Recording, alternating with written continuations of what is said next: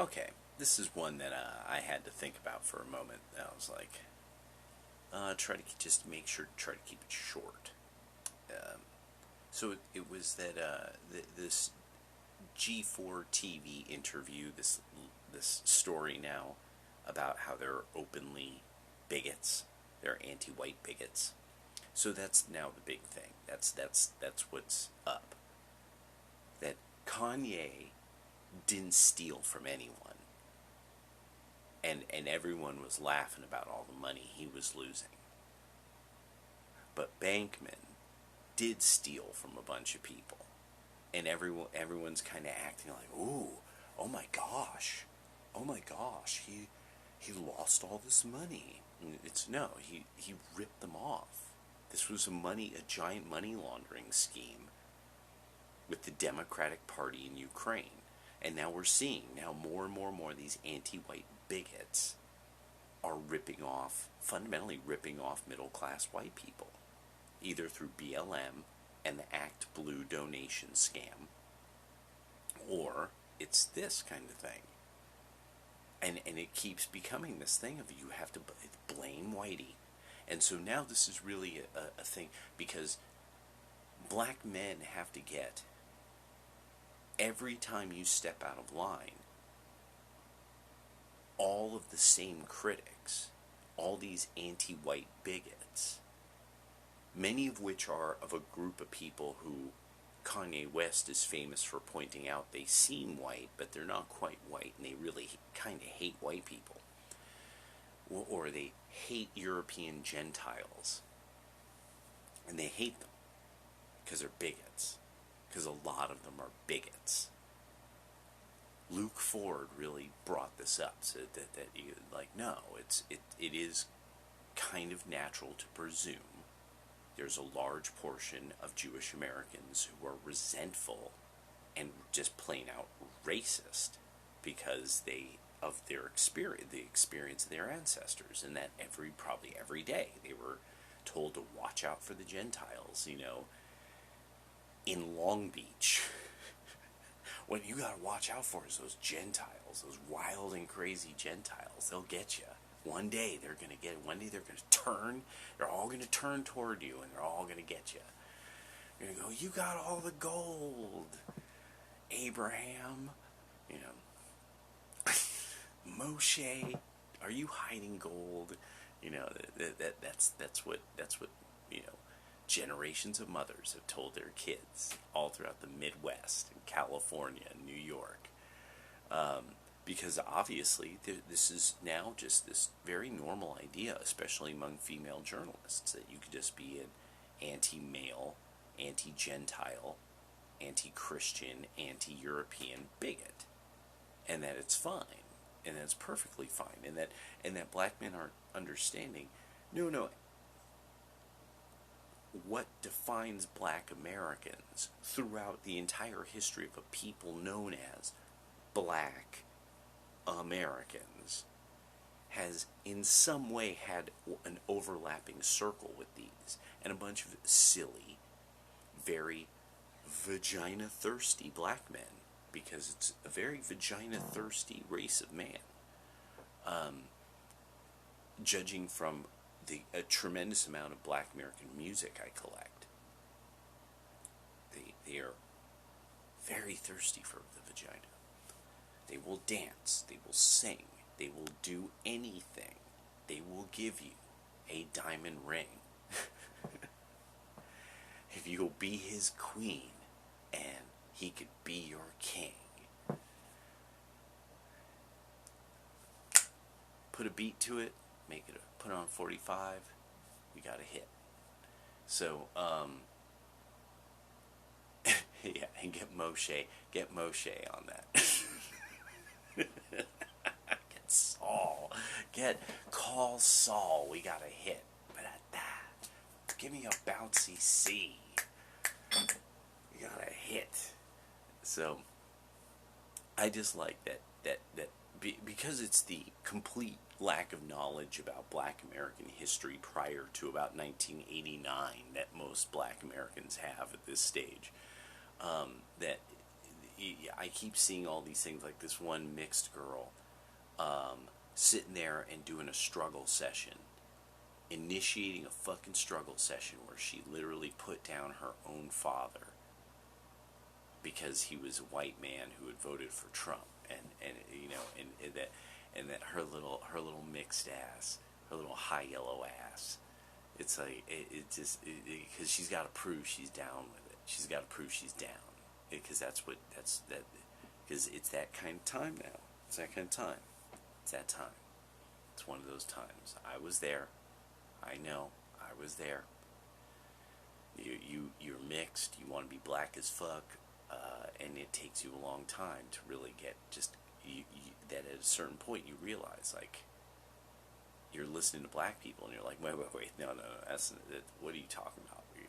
Because black people, when they emigrated to that part of the country, it was probably around this time. There was probably a small community of black Americans at that time, but this really wouldn't have been a place that lots of black people would have lived unless they were probably freed slaves or ranchers, and I'd have to explain something, and I'd realize, I'm like, I only know this because of how fascinated I am with black Americans who are no longer alive. It's the only reason. Not like somebody told me, like there's some guru, some black dude with dreadlocks, like breaking it down upon me, breaking down them wisdom upon me. It's like, no, I had to look it up. I had to read. I had to actually research this stuff, somebody did the research. I had to look for it. Because you get fascinated. How are there black people in Phoenix, Arizona in like the 1930s? Where'd they come from? It's like, or Texas. Like black Texans are a phenomena. Like black Texas is its own phenomena. This is something I realized at a certain point. I'm like, that used to be kind of understood. But I realized, like, no, it's that as time goes on, people forget. They forget, like, the San Francisco black people were different than the Oakland black people. And Oakland black people clearly knew this. They clearly knew this, and this was a big part of then late 80s, early 90s black culture in San Francisco, is that they niggas was trying to be hard as fuck, because Frisco niggas ain't no punks. That was RBL Posse, if I remember right. Frisco niggas ain't no punk. Then we popped them trunks, and it's something like that. It was, yeah. I would have to hear it again, because I'm pretty sure it's RBL Posse. It might have been Dre Dog, or Mac Dre. I'm sorry, Mac Dre. Wait a minute, no. Yeah, Mac Dre. Mac Dre was Phil Mo. Yeah, Mac Dre was from Mo. Yeah. I was like, yeah, right? Or Mac Dre was from East Bay. Shit. No. It's the other guy. Who's always talking about his Nina. Right? Okay. See, it doesn't matter. It doesn't matter. Oh my God. I can't believe it. Doesn't matter. After all this time, it doesn't really matter. So,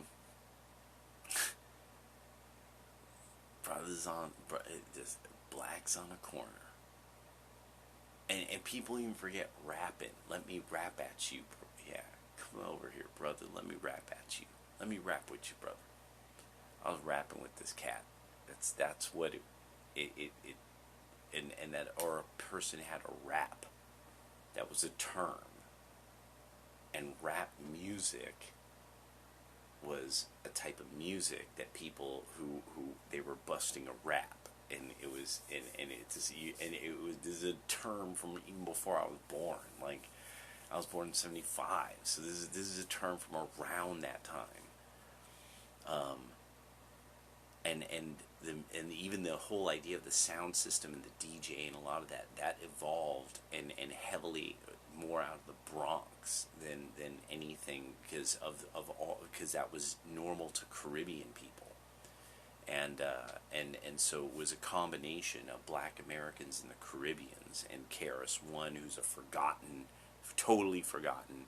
Everyone loves Tupac, everyone loves Cube, everybody loves Snoop Dogg, but nobody remembers Chris. Chris is the name, 22 is the age. Oh my God! I mean, I would just think about that with a lot of '90s, a lot of black guys, pro-black, like Black to the Future, Def Jeff, Black to the Future. X-Clan, kind of shit, and Van Glorious, and because you were deeper. How deep? Deeper than Atlantis, deeper than the seafloor, traveled by the mantis, and that you really had some hopes for the way the future would develop.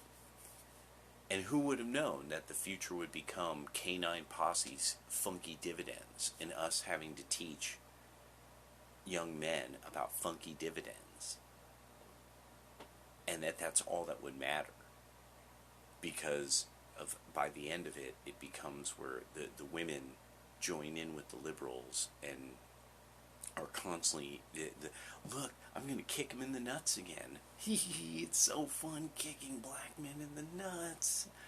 Yeah, you're going to have to marry us, and it's like, and these guys, and so black men are like, no. And men all over the Western world are like, no. And so that's the beauty of what's really, I just can't. The more you listen, the more you get bamboozled by the honklers,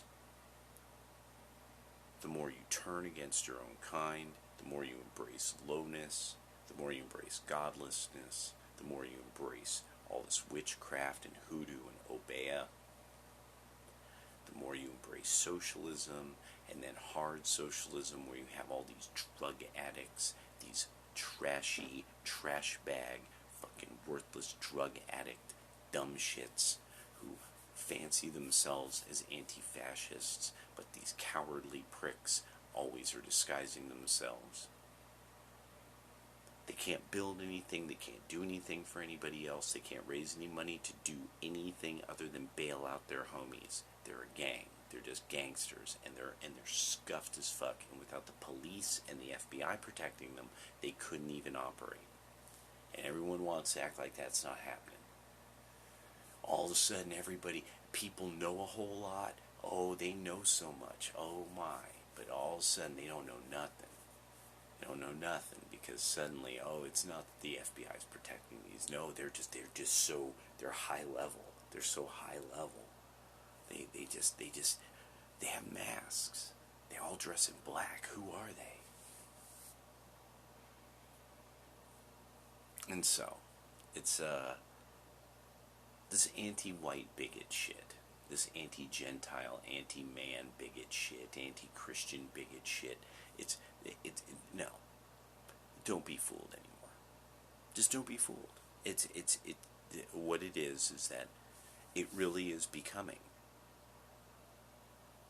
You have then, these are the categories that everyone wants to kick, everyone wants to kill this, but none of these things are bad things. So what I should do is find people who only identify with those things and are okay with those things, act in accord with those things, and it really is narrow. Narrow is the road. It's narrow. It's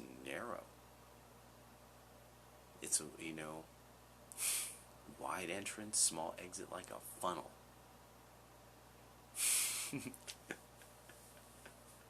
Drop it in the comments. I know my hip hop. I know my shit. People think like, I don't know, he's like Doc Martens and like braces, and he like plays reggae and like punk music. I don't know. Like, I know my hip hop. I was there. So I saw Lord Digga.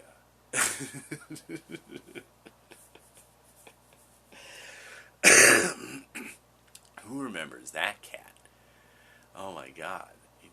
I still have like Lord Finesse albums. It's like, come on now. So,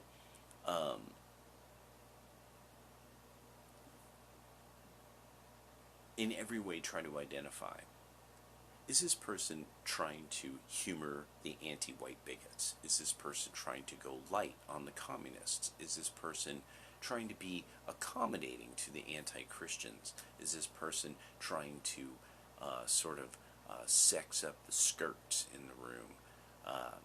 Because it's no. What you need is manpower.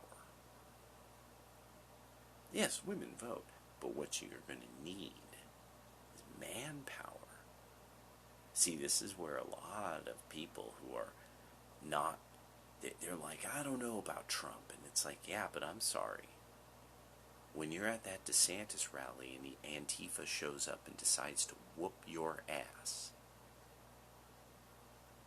who now I want you to start thinking about who do you really think is going to sit there and by the end of it all be like, you should kick the shit out of these communists? Who's going to say those words? That if a fray breaks out, this guy is going to be like, yeah, kick that communist out of here. Take his coat. No coats. Because that's what it's going to come down to. That is how the left has shown you. Bigotry and force. The bigotry and force. It's everything that is un-American. They are now about it. Theft, fraud, bigotry, and force. That's what they are now. They have nothing else going for them. They literally have to campaign on beggary and abortion. Beggary and abortion. Come on, give these people citizenship. They haven't gone through the process. But I mean, what is the process? I mean, what is even being a citizen? What does it even mean? It doesn't mean anything. Yeah, it doesn't mean anything to them. Doesn't mean anything to them. They would just be troublemakers back in Europe, back in fucking Lvov. There'd be troublemakers there. There'd be troublemakers in Paris. There'd be troublemakers in East London. There'd be troublemakers down in fucking Mexico or in Brazil. Wherever they fucking came here from, they would be trouble. There'd just be troublemakers. And now we've got them. Now you know. And now you have like a nice little list of questions. You got a little list of things that you could test. You could test psychologically. Do you got a problem with white guys? Like, you gotta be, why? Because they're not doing anything to you. They probably aren't doing shit to you. And then it's probably, if you think they are, you're probably crazy. Because it's most likely that what you're dealing with is a junkie. You're dealing with some crackhead. That's actually what you're dealing with. He just happens to be white. Most of the time, 9 times out of 10, they aren't doing shit to you. In fact, they're up late at night figuring out ways to make your life better. Shocking amounts of them are up late at night trying to figure out how to make everybody's life a little better. And people can say, there's not that many black men. There's not that many. That's another issue that white liberals have, that a whole lot of black men who, it's like, you don't like Trump, blah, blah, blah, blah, blah, but you need to understand, these people think that black people are like 40% of the population. They're insane. They're crazy. You need to understand that. That they're delusional, a little crazy, and they just like making trouble. They just like attracting, and they identify the whole idea of being trouble. That's why they like BLM. They like all of that. To them, they're like, yeah, now we're N-words too. Yay! Like little white girls are like little crazy white girls with like F12 on their middle finger tattooed on their middle finger. Oh, I'm so tough. When the police aren't allowed to do anything to me, and so I throw rocks at them, My mom on the city council, she keeps the police from arresting me, so I throw rocks at them. And all these yeah, I just love having lived through the 90s. And when you would hear stories about people being shot in the face for their shoes. When people they were getting killed for their Jordans. And no one had ever heard of this before. This kind of thing. And all these people are, oh, I can't believe the way they just locked up black men. People were just killing each other. Just killing each other left and right. And nobody's even looking back at these OGs who are all over YouTube telling everybody what the 90s were like Al Prophet. Telling everybody about the sheer, the immense amount of violence that was going on. And then even black people in New York, the police even, I remember at one point, the police were like, yeah, we pretty much have this now settled. Like, there's nobody walking around packing anymore. They know better now. But the city has us just fucking with people now for no good reason. Like they're desperate for more and more numbers. They're determined to think that there's still some immense number of people committing crime all over the place. But the neighborhoods are shockingly safe compared to how they were a few years back. And this was admitted by police, like on the street. Like they're like, I'm being told I've got to have a certain number of tickets out. Like, this is the problem. It's not the cops a lot of times. A lot of times it's the city councils. And I mean, really, a lot of people won't face that. They won't face, no. The first place you got to go is to the politicians. You got to see, did they set it up like this? And that's one that only the right is getting this. The left is not getting this at all. They can't. There's a part of they can't do it. It's something I've got to actually think it through. It was Sargon and them made me think this through, and I was like, that's a great way of putting it. I forgot it, but it's something about the way the left of center is, and that they're tied to politics because they have no culture. Culture is a thing they sample and they dine on, and they buy, but it's not theirs. The Democrats don't have real culture that is theirs. It's just pop culture. It's just fashionable pop culture. That's why people leave the Democratic Party, because it's young, it's novel, and it's got nothing to it. There's no real substance to it. And it's just kind of the endless revolution of sorts, in one form or another, whatever is the fashion of the day. And like right now, it's feminist, Marxist, and ecotopia, which is going to that's going to be beautiful when that fails. When that completely fails, California over about the next year and a half. Ecotopia is going to fail California. It's going to be magnificent. So, yeah, okay. Couldn't make it short. Just couldn't. Had to let it roll. Just don't trust anti-white bigots. Just always try to detect it, and always figure, look for these things. If people are about these things, one, they're probably very simple. It's probably they're probably very open about, you probably have to look for them,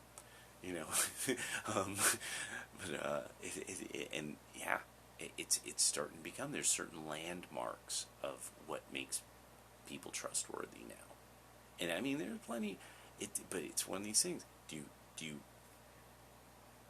the black person who hates Christianity or has some kooky quasi Egypto-African spirituality kind of thing, or the black guy who goes to church every Sunday? That he goes to church every Sunday because you can't reach him because he's at church, and then he's doing all this stuff after church with his family. And you can only reach him, sometime like around like 3. You got to call him around like 2 or 3 on Sunday because he's been doing so much stuff all day. So that kind of thing. It's who do you trust?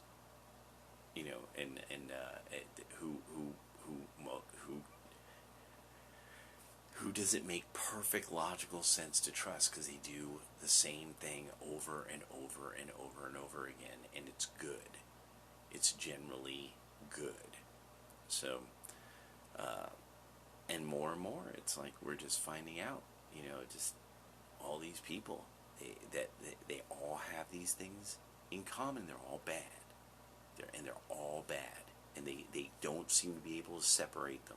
Just like Democrats and not having culture and their need for being in institutions and political culture and philanthropy and stuff like that. And yeah, and it's just the nature of the thing, I guess.